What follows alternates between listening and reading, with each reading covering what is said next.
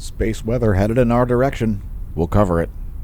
And what to expect soon when it comes to things like space weather. So, yeah, we're talking about CME, coronal mass ejections, where portions of the sun's atmosphere are blasted out into space. So, got a high chance of Aurora at mid-latitudes on April 16th.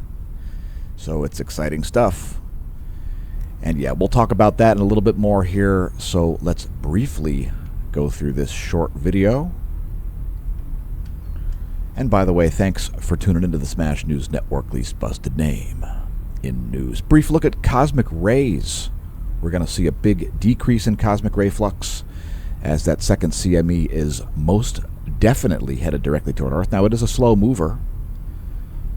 So anyway, these are the neutron monitors here at Apatit and Barentsburg, and when we see CME impacts, folks, we see a drop in cosmic ray flux. It has to do with the magnetic field associated with the plasma. The sun's coronal mass ejection plasma does carry its own series of magnetic fields with it. So we're going to see a big dip in cosmic ray flux here in the coming days. There's Apatit and Barentsburg. We'll also briefly show Athens, Greece. There's Athens, Greece neutron monitor for the past 30 days. We'll also show Mexico City. And we'll come back to this when the Forbush Minimum happens. That's when we see a huge decrease in cosmic ray flux as a result of the coronal mass ejection impact to Earth's magnetosphere. So we see less cosmic rays showing up when space weather gets high. So there's Oulu, Finland, and as you can see here, watch the orange arrow. We are at a 20-year low in cosmic ray flux. We got to be a lot higher to get off of a 20-year low. And here's DOMC Antarctica and DOMB Antarctica. Two more good monitors. We only show the good ones. There's Cygnus X3, by the way, which is one of the only known point sources for cosmic rays. Keep in mind, these are not particle measurements. These are X-rays. So it is an X-ray source, a massive X-ray binary system. We won't get into it. And by the way, don't forget to follow us on other social media, as you'll get better insight into what I've been up to by seeing us on all the socials, like Instagram and Twitter X, Facebook, etc. Also LinkedIn. So the radio flux is way down here, as well as the sunspot number. Radio flux currently at about 164, 163, something like that, 163 solar flux units. And by the way, when you hear people read numbers on the internet without units, they're incorrect. The radio flux is not 163, it's 163 solar flux units. So, yeah, there's that. Also, sunspot number here down to 80. We'll show you where the activity can be expected. Again, we're expecting a CME impact on April 16th. So the evening of April 16th, it's going to be great timing for the U.S. So if you're having clear skies overhead when those times hit on the Space Weather Enthusiast dashboard there, that's April 16th, starting at about 12 noon Universal Time. So we may see, just after it gets dark, Aurora here in Lehigh Valley, Pennsylvania, which also features some of the best cycling roads in the world. Here's ESA's forecast. The previous was NOAA's forecast. Here's European Space Agency. And as you can see there, they are in disagreement. So European Space Agency has it moving a little bit more slowly. There is also an impact that's coming before that. We'll show you both of those in close-up detail. Here's University of Reading's forecast. Yeah, we have a third one up now. How you like them apples?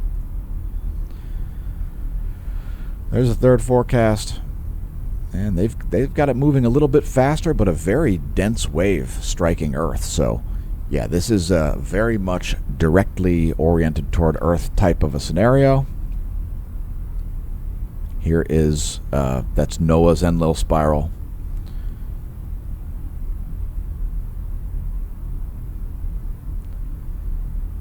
So yeah, it may come a little bit later than NOAA's expecting here. And hey, slow moving. Slow moving is probably what's going on with it. Allow me to take my heart rate monitor out of my pocket. So yeah, here comes the fresh imagery for you folks.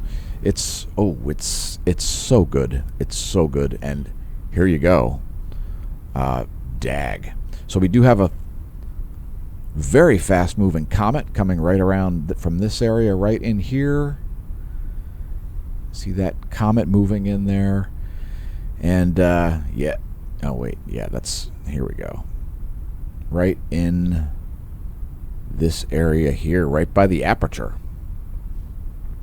So yeah, very fast moving comet. It disintegrated.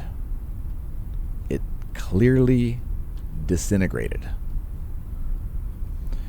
All right, so, and by the way, these are 2-day videos, coronagraphs and SDO linked.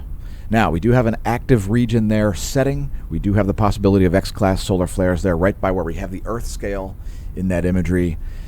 So yeah, we may see X-class flares from that active setting region there. We also do have a new active region rising there on the eastern limb. So we have the possibility of large solar flares in both limbs. And at the end of that video, again, that is a 2-day video, you will see an M-class event. So actually quite a few, several M-class events happening recently. So here we've included the 193 angstroms 60-minute running difference along with the 304 angstroms ionized helium imagery. And you see those 2 filament eruptions there about midway through the video. So there goes 1 and there goes 2. So right in this area, right in here, there goes the first filament and there goes the second filament. Fantastic. One's not really directed toward Earth. It will miss to the east. That's the first one. The second one is directed straight at Earth. Earth is pretty much right in the bullseye for this one. So, could be fantastic. It does depend on the magnetic field and orientation, not just the velocity and density of the incoming plasma. Because again, it carries its own magnetic field with it. So that magnetic field is what determines how strong of a geomagnetic storm you get. Basically, is it a push or a pull? Has to do with the vertical component of the magnetic field known as the BZ, which is one of the solar wind components, which we're not going over in this video. So yeah, there are the filaments. There goes one, and there goes the other one. Or I should say, here comes the other one. Here's 193 angstroms by itself, another good view for showing filaments. That one shows a lot of detail on the splashdown. So the splashdown there. Watch the second one especially. Well, really both of them. They have great hider flares, which is when you see a brightening of the corona while plasma splashes back down. So that's sort of a secondary event of the filament collapse. So part of the filament blasted off and part of it collapsed back down toward the chromosphere, the area between the photosphere where sunspots occur and the corona, where most of the action occurs. So yeah, that's about it. I figured I would drop a quick video here alerting folks to the fact that there is incoming space weather. Exciting stuff. Will it destroy the universe? Well, probably not. But oh yeah, we've also got, there's the, don't forget that one. There's the 171 angstroms. We'll close out with that wavelength. The house favorite. Anyway, thanks for tuning into the Smash News Network, least busted name in news. Don't forget to check out our shorts if you've been missing those. You can find them in the description. Also linked to the social media down there. We'll see you soon. I've been your host, Dan, a.k.a. Smash-O-Mash, signing off. And until next time, may that solar wind be at your back.